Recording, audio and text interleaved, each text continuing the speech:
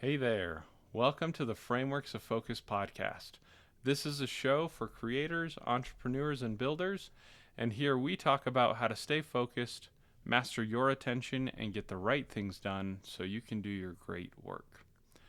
What I want to talk about today is such an important part of your growth as you seek to master your attention and your focus. If you want to speed up the process, this is one of the best ways to do it.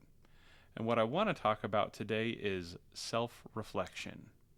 What do I mean by self-reflection? I mean thinking about your thought patterns, your emotions, and your response.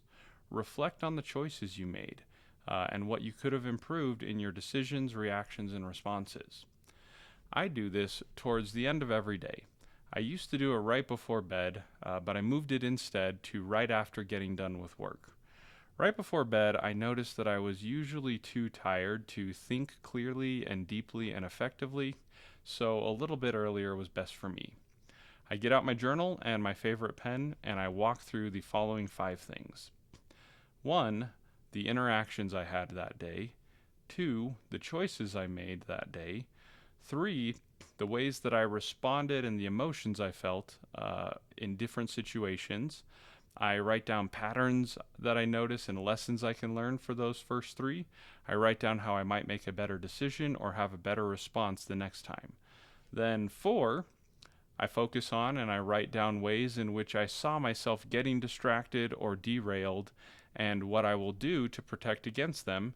And I talk to myself with patience and understanding. Everybody gets distracted, and we're all working to improve our ability to focus. And then 5, I end by highlighting some great things that happened that day and that made that day a win. These can be some ways in which I responded well or handled things well or even improved from a previous day. They can be things that I noticed that I think are strengths for me. I end on a positive note to frame my day positively in my mind. This process helps me solidify my footing on my growth journey. It reframes my day and my past, and it gives me better footing to move forward into the next day.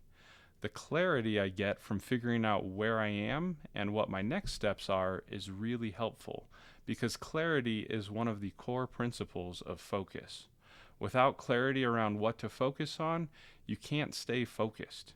You need to know what you are trying to do before you can focus on doing it, and this process helps me get clarity around myself and my growth and where I'm going.